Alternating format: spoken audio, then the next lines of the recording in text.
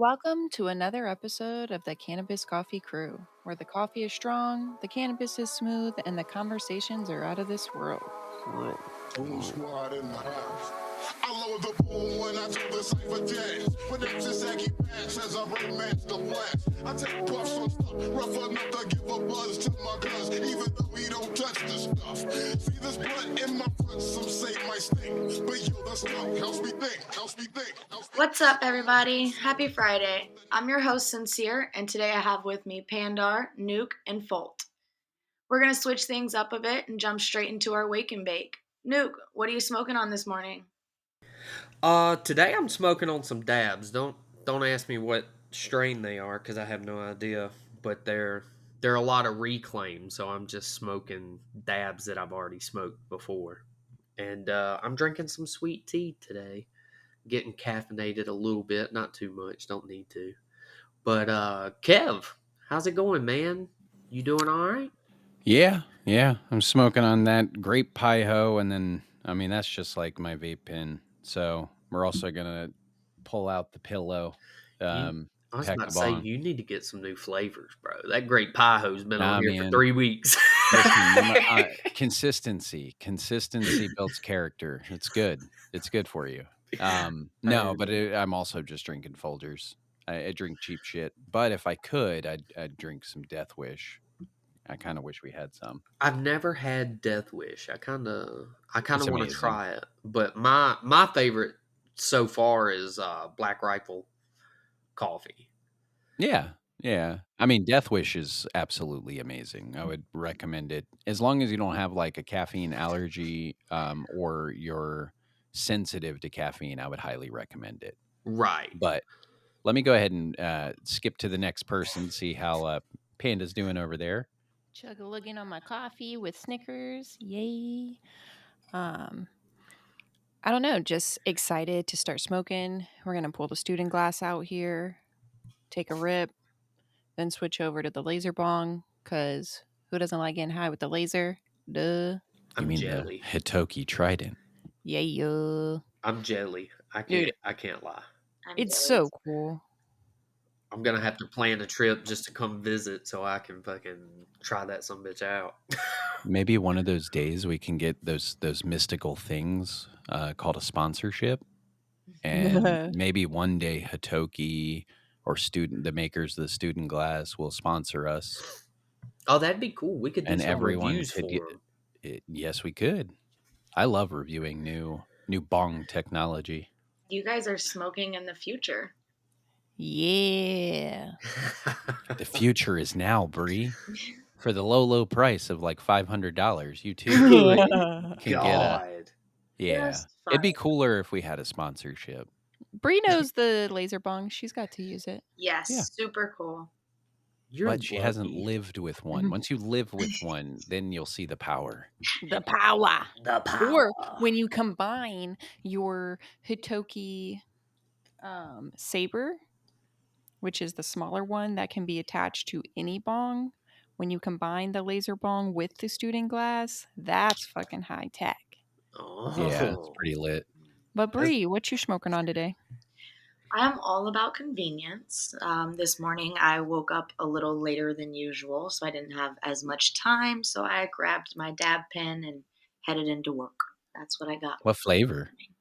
It is champagne flavored. Interesting. Interesting. Yeah, it's not too bad. It's by a brand called Snooze, so it's a tiny little cute portable vape. It doesn't have like a distinct flavor to me. It just kind of tastes like weed. I wonder if that would go good with mimosas, though.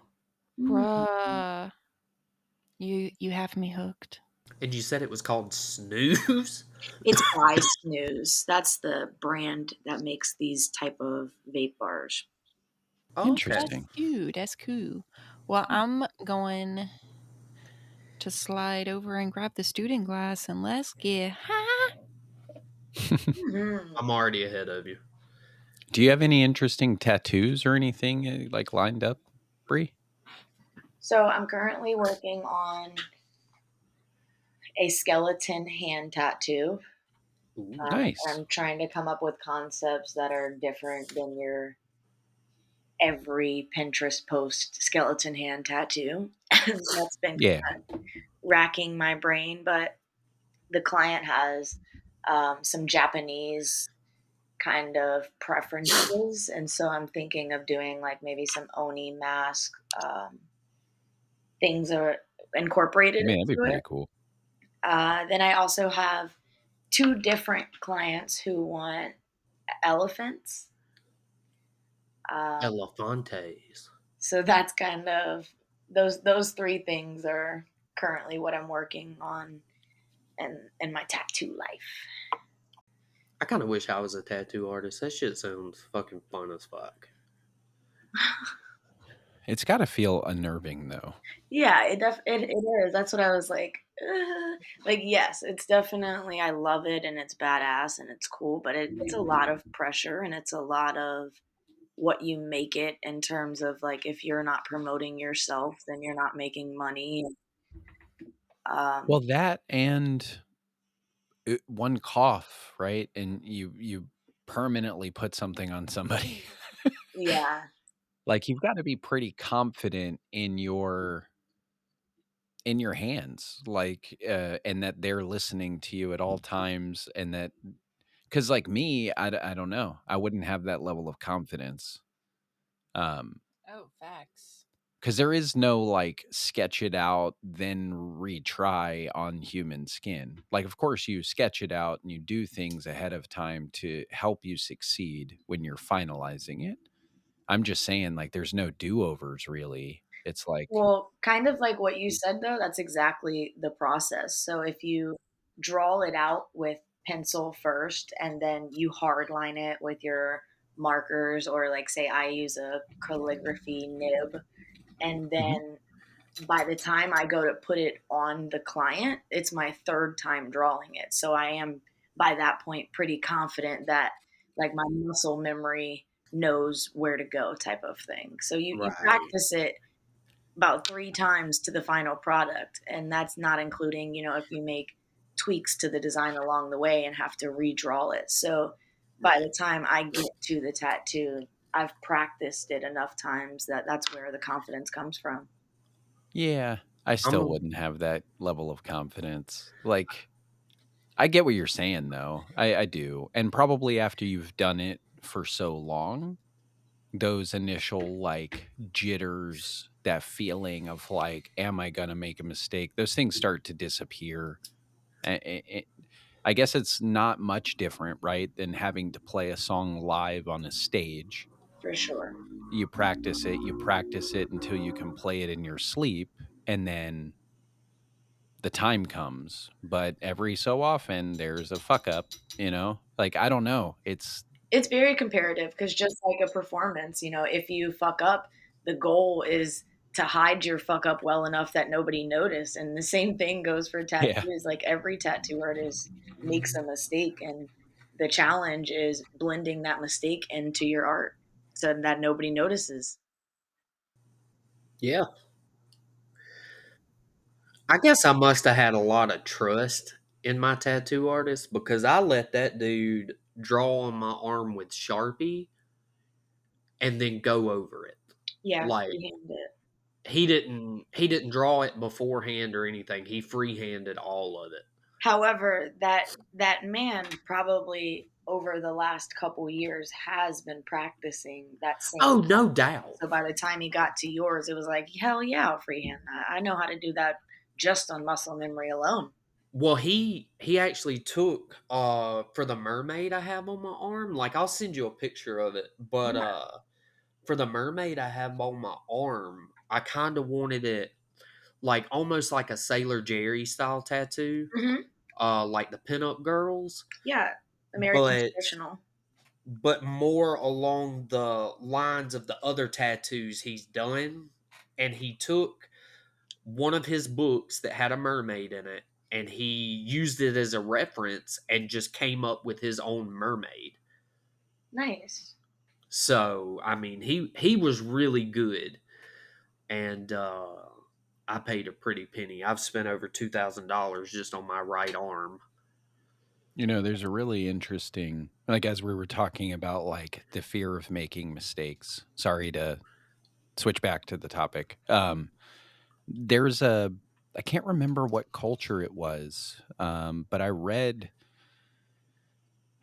I think we mentioned it to you, Bree, as well, but it has something to do with, like, mistakes are what essentially what make things beautiful, and in one culture, they intentionally leave mistakes because they believe that it's essentially leaving a part of yourself behind, and, like, putting a piece of your soul into the thing you're making.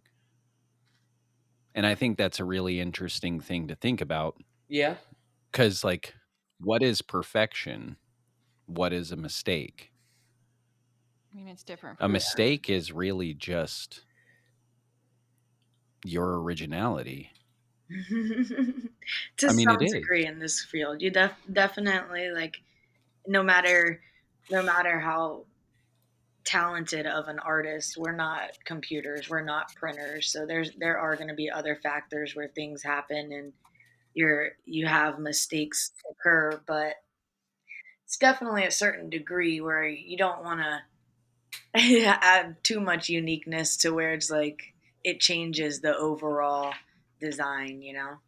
Well, so yeah. that actually brings up kind of an interesting point. I read an article from some MIT folks who had actually developed a needleless approach to tattooing. I haven't followed where along that is, but they're like these weird things that you can just peel off, almost like when you were a kid and you put those crappy tattoos on, Yeah, but a yeah, little yeah. bit more sophisticated. But it would actually tattoo you with, and it would be painless. So, like, just kind of talking about perfection and mistakes, if we get to a point where that's pretty commonplace, everyone's just going to have these cookie cutter, like, not fully original tattoos, and they're going to look perfect. And I think that perfection is going to kind of suck.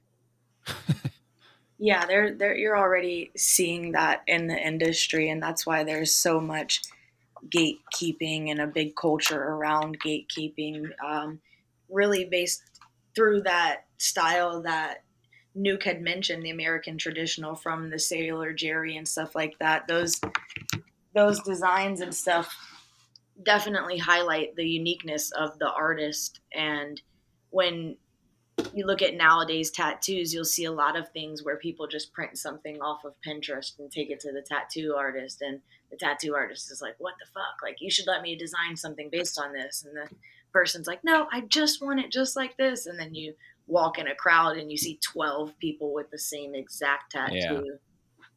Yeah. Except at least for the moment, that may be true, but if you examine them closely, like, you could tell they were done by different artists, you could tell, like, there's gonna be distinctions, but in a future where you literally apply tattoos rather than going and getting a tattoo traditionally, it's gonna be even more cookie cutter. There will be literally not even the artist distinction because it won't be done by an artist. Okay, I think I missed a part of that. I had got a phone call, that's why I muted. Um, Yeah. you're saying that you think like we'll be essentially printing tattoos on people instead of Well, Well, MIT, so an yeah. artist doing yeah, there was an article I read, little while back, but MIT actually developed a process of doing it, and it's fully painless. So I think to some degree, people that just want a tattoo, some of them might consider that. I still think there's going to be for a long time people who still believe in traditional tattooing, because it's not just about the ink; it's about the experience and the process, and yeah, for that. like it. Sorry, No, go ahead. Sorry. I was gonna say I don't personally believe that that will be a thing that I ever see in my lifetime. Like I don't think that I don't know, maybe I'm just biased. I think people will be people at first, and they'll be resistant, right? Um, And then I think to some degree, some people might get caught up in, hey, it's painless. So people who have no tolerance for pain, now you can decorate your body. Um, so I think there will be certain people that it applies to that, but I do think you're right. I don't think people are going to fully adopt it anytime soon. Yeah, I think there'll be a market for it, maybe with like the same market of like permanent makeup aesthetic wise, but I don't think it'll actually be any genuine competition for the tattoo industry is what I'm saying because of that experience, because of the history, because of the culture, because Yeah. really the pain therapy. I mean, everybody knows why you come and sit for hours and like that pain. It's a like full package type of thing. I again am probably really biased, but like if I had the option right now to go somewhere and get a tattoo in 20 minutes to cover my the section of my arm that would take 4 hours in pain, I still don't know that I would do that. Even though that sounds silly to say, there is Yeah. that concept of like for one, there's a spirituality aspect where Yeah. people believe that it's a transfer of energy and the symbolic meaning behind it. And But then and you'll have the other side of people though that are like, "Oh, it's cheaper, quicker, I can be in and out." I think you're right in the sense of, like, there'll be people who stick to a traditional tattoo, but I believe there will also be a subset of people who are like, "Ah, it's just cheaper, it's just Well, and there's also people that don't get convenience." tattoos purely because they don't want the pain, yeah, right? But they would get them if there was no pain involved. yeah. Yeah. But I will say, while it was an interesting article to read, and I fully believe that what you're saying, Bree, is 100% accurate. Like the people that go get tattoos typically go there for other reasons than just the ink itself. So, Yeah, um, that makes a lot of sense. but that article also led to the fact that there's still a lot of limitations to the technology. They were able to, I think, get it up to like the size of like a quarter or something is about the biggest application size they have when they were doing it. Um, so you can't go get a sleeve. You can't get any big pieces or anything like that. But I certainly think that if that became like a general public accessible item, I think you'd see people with like little under ear tattoos and whatever just because they wanted to decorate their body. Um, but don't fully commit to the idea of like of anything else, honestly. More just that they want to put a little bunny rabbit that's cute under their ear, you know, or on their ankle. I would like to know more on like the process of how it would actually be effective and be pain free without some I can sort try of and like find the numbing article and send paper. it to you. Because honestly, I'm talking about it months and months and months and months later. I don't even remember how long. It could have been a year ago. So I can try and find the article though and send it to you.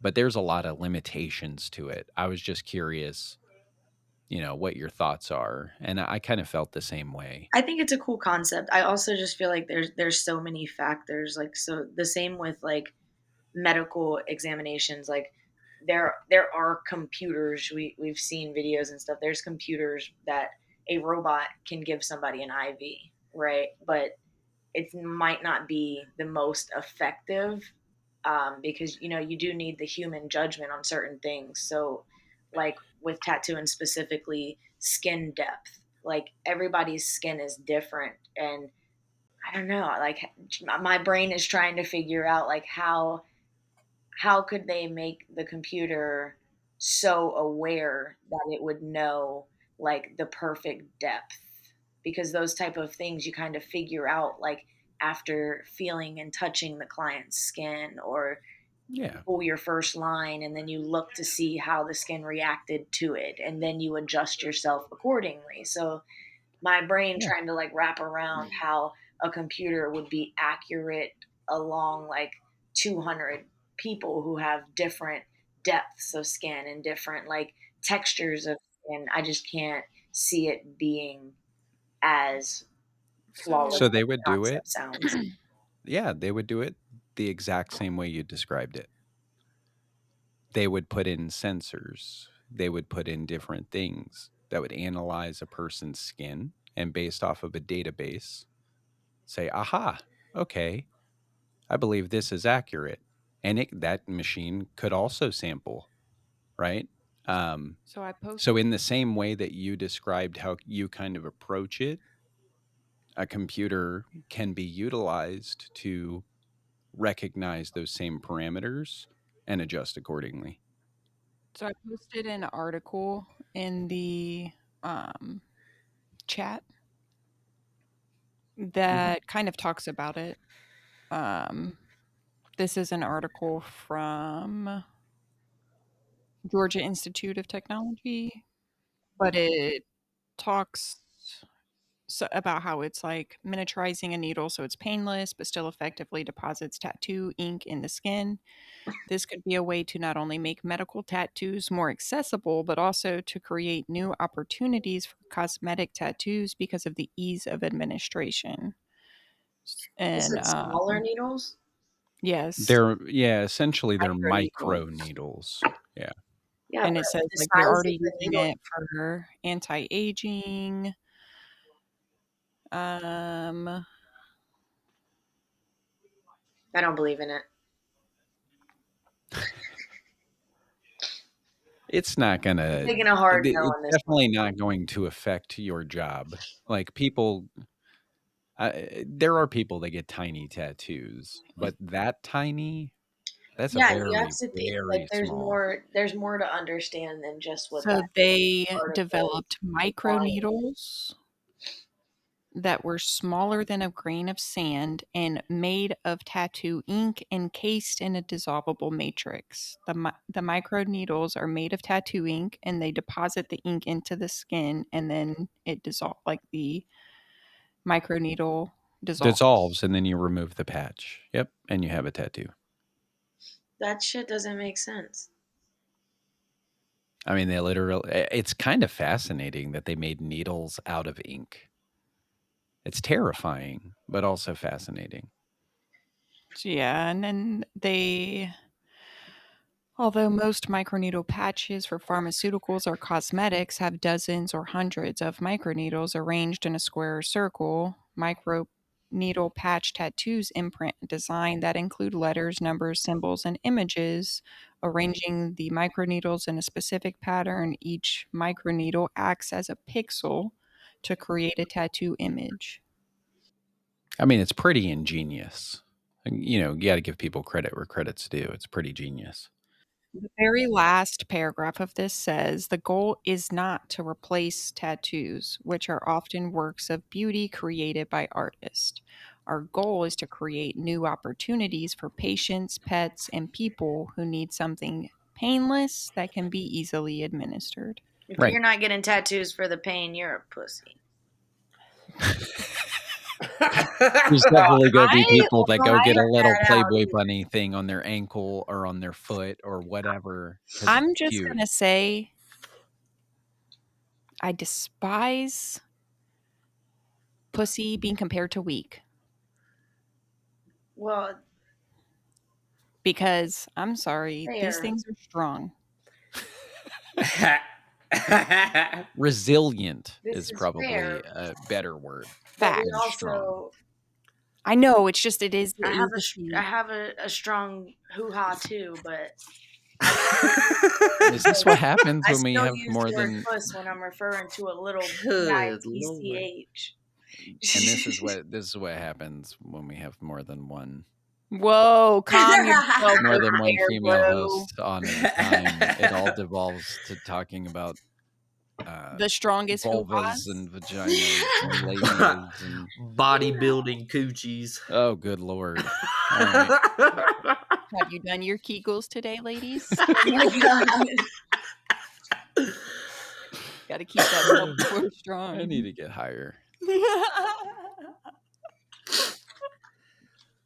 Can we go back to the fascinating microneedles? No, that was No. stupid. No, but for real, I think we've all had a good moment to get high.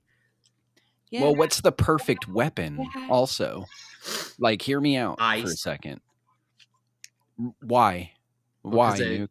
because it melts and there's no evidence after it, and And it can be molded into just about any weapon. yeah, absolutely.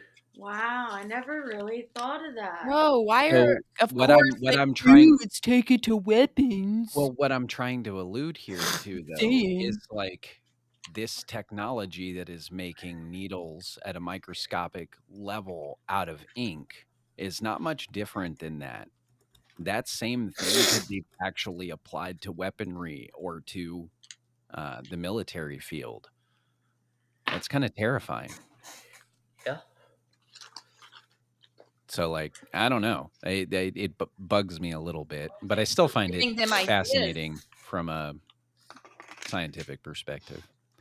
Anywho, Well, I did find something on an interstellar tunnel discovered near our solar system that Okay. could lead to other star systems. But is this art something?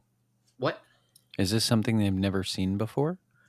So it's been the idea was brought up about 50 years ago of a bubble being out there and of tunnels leading to other solar systems.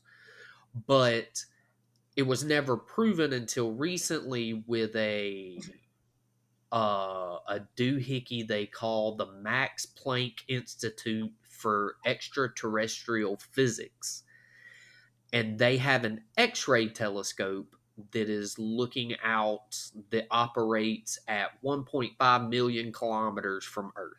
So it's Okay. out there. So it has How do they know it operates that far?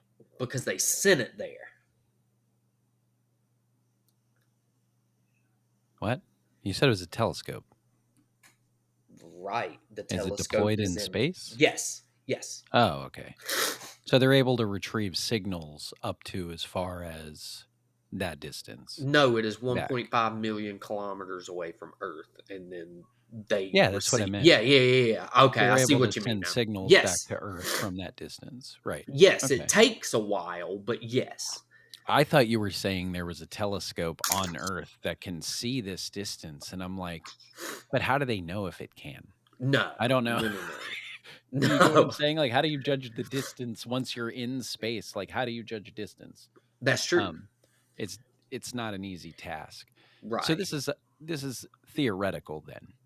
No, The so portal it's not a portal. It's more like just a or tunnel. Sorry, that yeah. was the word you used. It's a tunnel that we can because there's denser areas and hotter areas in space that we just can't really travel through. So there's this tunnel that basically goes from our local hot bubble, which is like our grouping of our solar system, and then you have the sun, and then it expands down out past that, kind of like a wind tunnel. You know what I mean? Like it's like you've got a bunch Okay. of clusters on the side, and then you have this tunnel that goes straight through them, leading to other galaxies and star systems and shit like that. How do they But know it's a quote unquote tunnel though? I I don't guess know, that's what man. I'm curious about. I have no idea. But the only reason why I picked it was because I liked what they called it. They noted that the bubble's shape resembled a bipolar nebula. Ah, Ah. And I was like, "Oh shit, look at that." But yeah, they it's got it going that there's a possible tunnel towards the Gum Nebula and maybe some other nebulas out there as well, but we haven't been able to really see that yet. We've just been doing kind of our solar system and what's in it. So once we start expanding out, I do believe we'll be able to see that there are probably tunnels that lead to these star systems that are easier for us to get to. And they're also claiming that the sun didn't originate in this solar system, that it only came into our solar system through this tunnel that happened to place it right where it needed to. And we are moving with it through the tunnel to another star system, essentially. All right. I just thought that shit was cool. I love space shit. Space Yeah, shit I mean blows my mind. Same. it's because there's a lot of endless possibilities, right? It's the great unknown. Right. It's the final frontier, bro. Well, minus, like the bottom of the ocean. It's Well, also right. great unknown. But Yeah. Yeah. I um, mean, we've only discovered what, 5% of the ocean? yeah, it's Or researched 5% of the ocean. It's ridiculous. it's a And Something big very ass place. insignificant. Yeah. yeah. And Hey, did you see?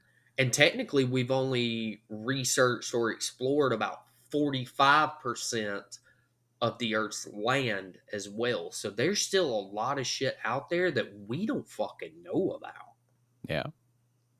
Did you see that they found or I don't know exactly how they proved it, but they said under the Earth's crust there's water. There's more water. Like they found a water deposit Reserve. or Yeah. reserve that has more water than the surface of the Earth has Yeah. on That it. is insane. That's crazy. I wonder what's living in there. Or two. That'd be interesting to find out, wouldn't it? What? Till What's we living in find there? Yeah, till we find out some of the monsters people from different cultures have talked about are actually real. It would be kind of cool. Leviathans and I'm actually, dragons. There's like I'm going to, tribes of, sorry, Pandar. no, go, go. There's like tribes of people, and the video I watched was on children, but of like islanders, and there's some from the Philippines where the people, their lungs have adapted to allow them to stay under the water longer because they've been diving for so many generations.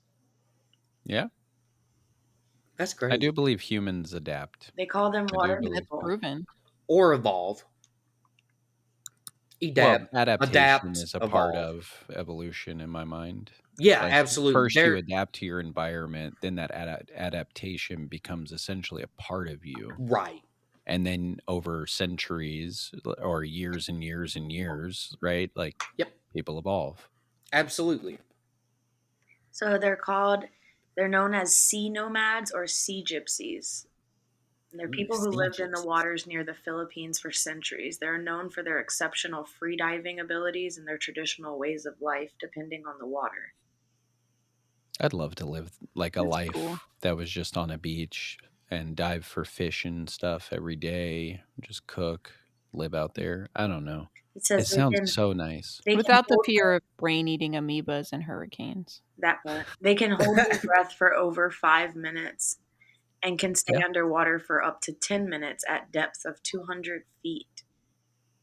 That's Yeah. crazy. Yeah. Yeah. There's crazy free divers. I don't know what the record is, but it's insane. Um, I cannot hold my breath for that long, Mm-mm. And I mean, to be but I can honest, I put a feel like scuba he tank can on. hold his breath for longer than me. It's his favorite thing to do at a pool. The first thing when we go take the kids to a pool, the first thing Kevin does is jumps in, sinks to the bottom, and just stays there.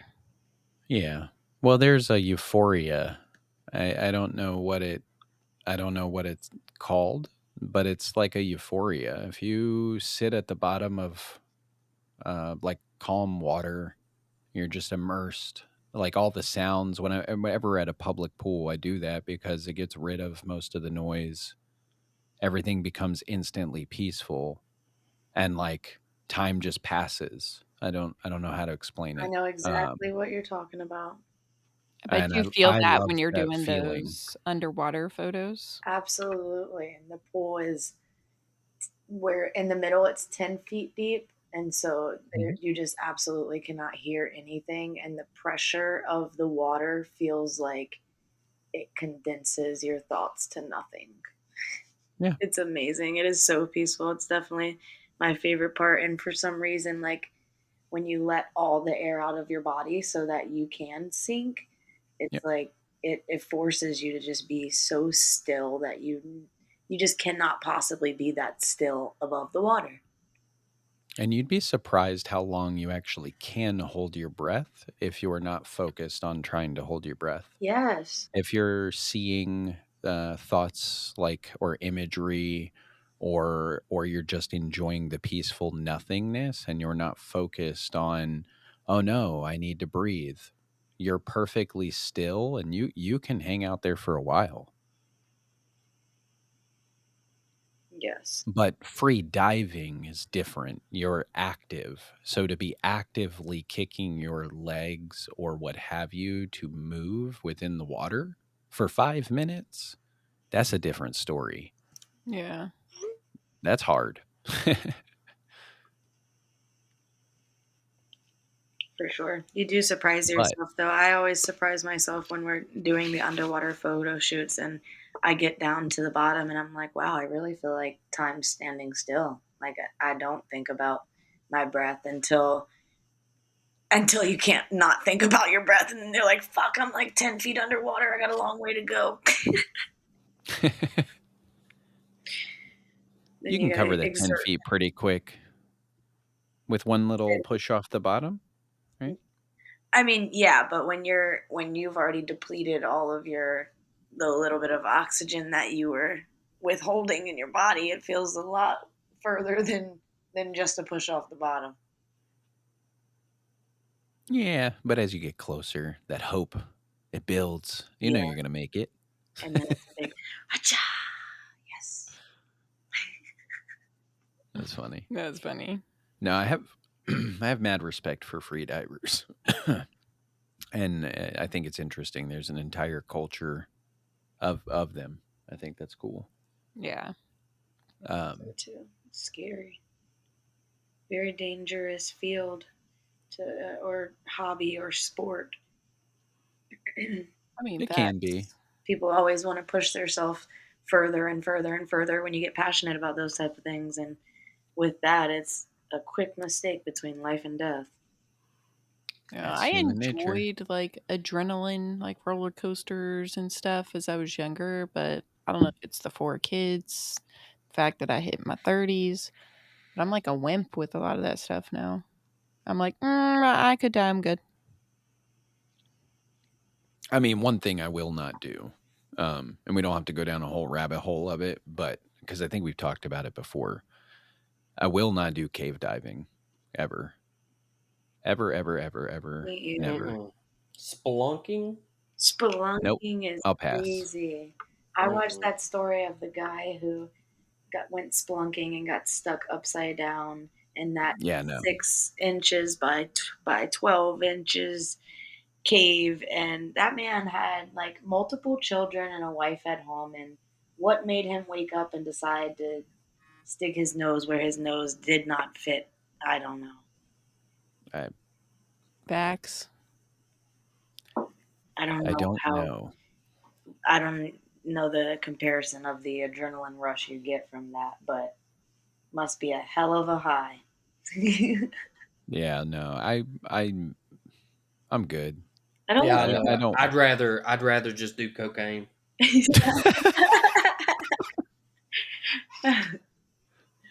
uh no. Yeah.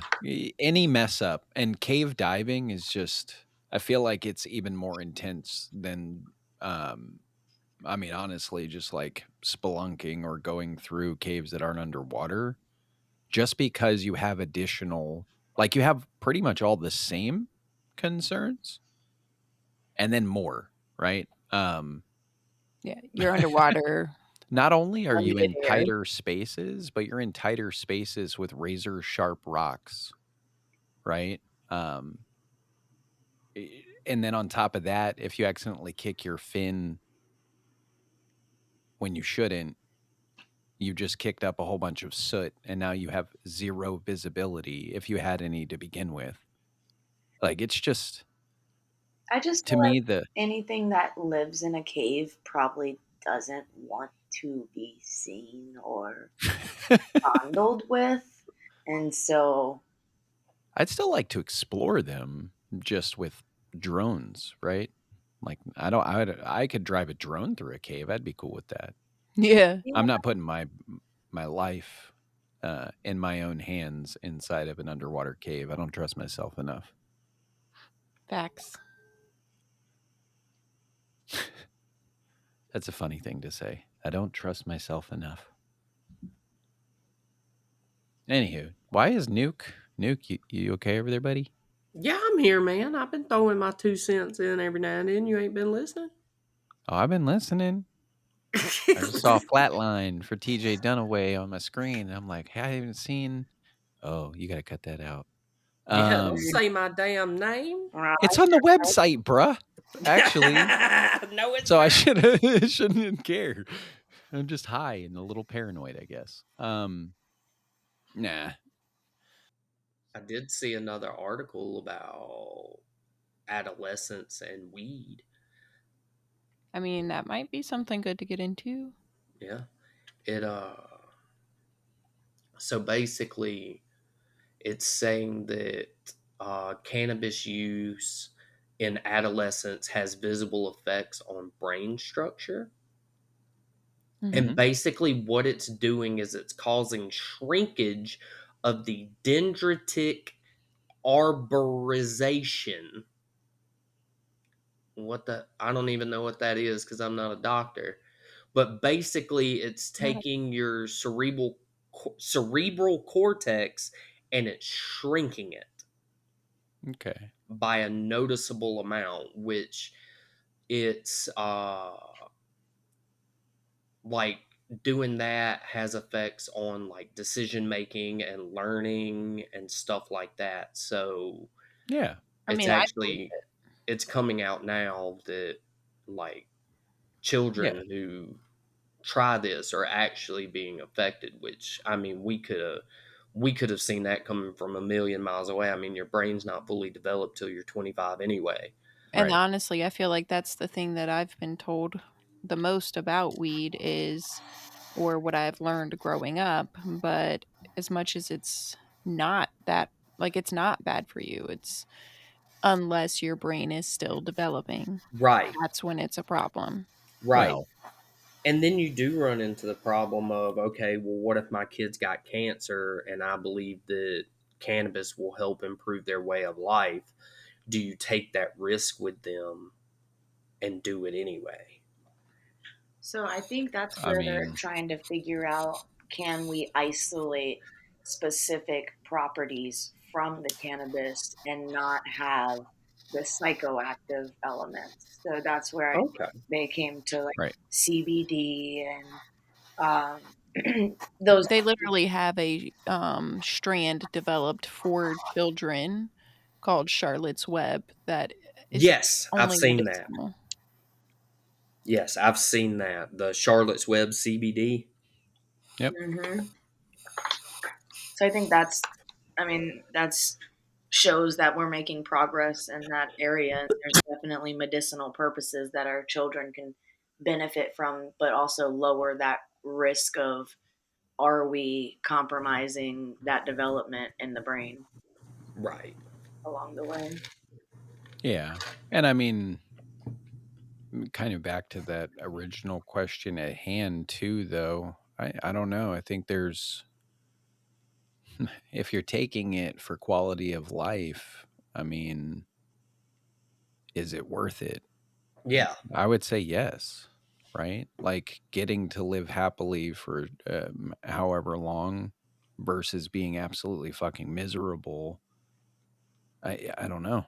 Like I would say yes. It's still, I whether would we knew your brain shrunk a little from it or not. I would say the trade off is still valid. I would agree. I would completely agree.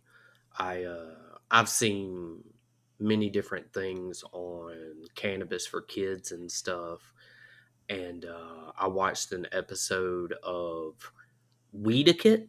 I don't know if you guys have ever seen Weedakit, I've heard of No. it. No. but they have an episode on there for Cannabis for Kids, and it's a bunch of different stories, starting with like one baby to like a 8 or 9 year old, and all the way up to a teenager, and how, because they all had cancer or risks of cancer, and their parents went ahead and put them on cannabis, and they are thriving, and their cancers are actually in remission. I mean, that's great. And I mean, I'm still along the same lines as high doses of THC can possibly be a partial, not cure, but something that would be helpful towards treating cancer. So, did this particular article, just out of curiosity, it says it can affect decision making, but it doesn't say in which way. Like, it's not clear as to exactly how it affects your brain. Right. And I'm looking through it now to see if I can see anything. I mean, we might just have to dig further to figure that out. Yeah, Um, absolutely. But it is causing atrophy in some of the areas of the brain, like small areas, obviously, but they're atrophying, which is causing all of these issues. did they discuss usage? Because I mean, They there's a did big not. They did not. So it could really depend on how much they've used right. and the level of THC that's in there, the percentage that's actually in there will also cause those things as well. So you have to take those into consideration. But the article didn't mention any of that. Okay. It just pretty much said that if you smoke weed as an adolescent, then you're more at risk for having a smaller cerebral cortex. Okay. I mean, that doesn't, to me, that does not necessitate or mean bad. Yeah, It like could, who but I'm fully capable. I mean, if you look at the world around us, I'm fully capable of believing the fact that you can reduce something in size and still make it more powerful. So I Yeah, don't necessarily just believe the size of the brain determines how smart one is. Um, I mean, just look at a cell phone in your hand, that's true. right? That thing has insane processing power. Right. Um, I just need this so what article if to it's stop not glitching my brain. well, no, I'm just saying, what if it's not truly negative, but they just don't know enough about it yet? They Yeah. didn't say how it affects your decision making. What if it just makes you consider more possibilities? Is that negative? No. Right. So I'm not sure what they mean by some of the things that they say, and as a result, I need to know more. I'm not somebody who's willing to accept that that necessarily means bad. It could have just been phrased in a way to scare people. Right. Um, yeah. Well, we'll do some deeper digging over this next week, and we'll fucking figure this out and be able to come back to it. Who knows? Maybe Amanda, maybe you're a super genius because of it. Bro, I mean, I definitely, when smoking through high school, believed it helped me be more creative. Mm-hmm. It also helped me procrastinate a lot more. So Mm-hmm. there was some good and bad.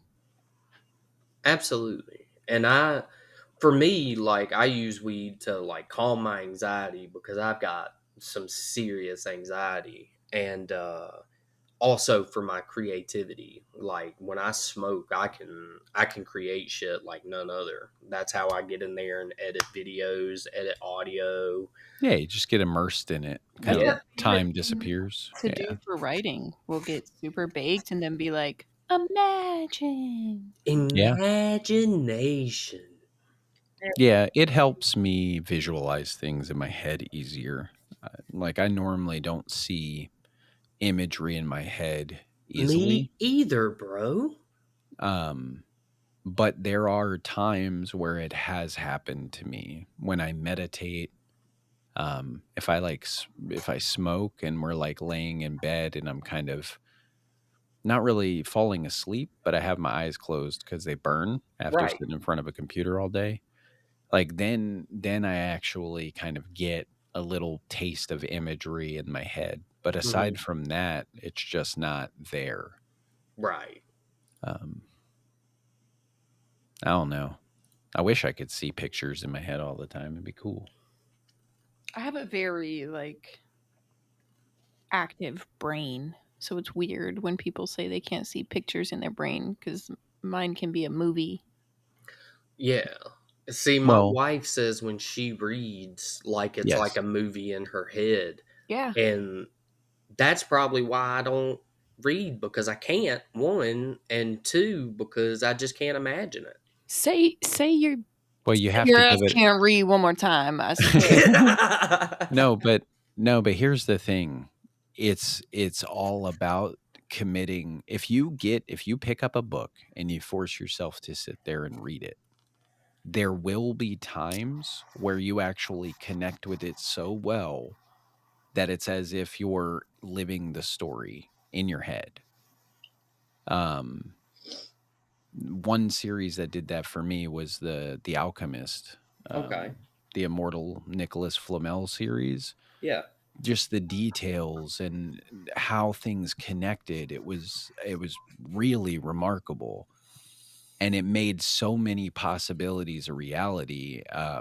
And it literally drew pictures in my head as I read it. Yeah. um, that's what we're trying to do with our book. But Yeah. I do believe that if you said, hey, I am going to sit here and read this book, you would actually enjoy it. You might get a little bored of it at certain times, especially when things aren't happening that interest you. But when there are certain scenes and you understand the context, or certain chapters and you understand the context that are full of things happening, Right.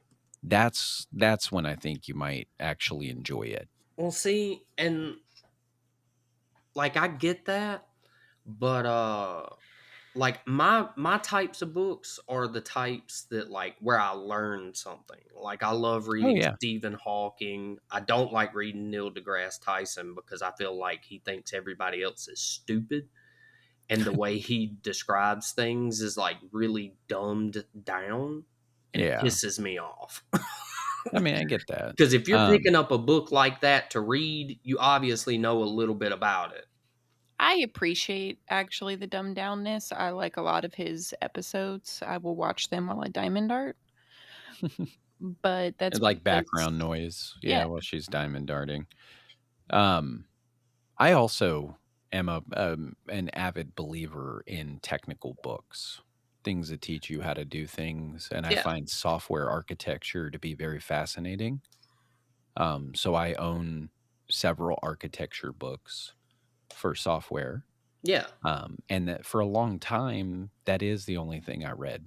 Something that would teach me something new, um, something I can honestly reference back to if I'm trying to figure out how to apply something. But then I decided, hey, I am gonna give reading a shot, like reading a fantasy novel, and that The Alchemist by Michael Scott was the one, dude. That I made it through the entire series, and I had really never read for pleasure before. yeah. Um, so I'm just saying, out there, I bet you there's a book that you would get lost in. Maybe.